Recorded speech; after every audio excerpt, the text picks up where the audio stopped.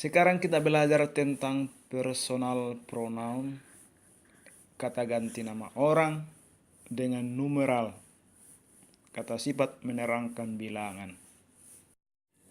Dalam bahasa Indonesia sering kita dengar saya, kamu, mereka, dia, kami, dan kita.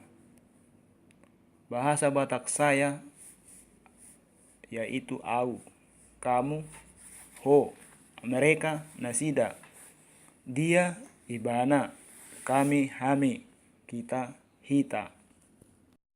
Kata sifat menerangkan bilangan. Sada, dua, tolu, obat, lima, onom, pitu, walu, sia, sapuluh, sapuluh sada, sapuluh dua, sapuluh tolu, sapuluh opat, sapuluh lima, sapuluh onom, sapuluh pitu, sapuluh walu, sapuluh sia, 20, 20 sada, 22, 20 tolu, 20 opat, 25, 20 onom, 20 pitu, 20 walu, 20 sia, 30. Kalau bahasa Indonesia 1, 2, 3, 4, 5, 6, 7, 8, 9, 10, 11, 12, 13, 14, 15, 16, 17, 18, 19, 20, 21, 22, 23, 24, 25, 26, 27, 28, 29, 30.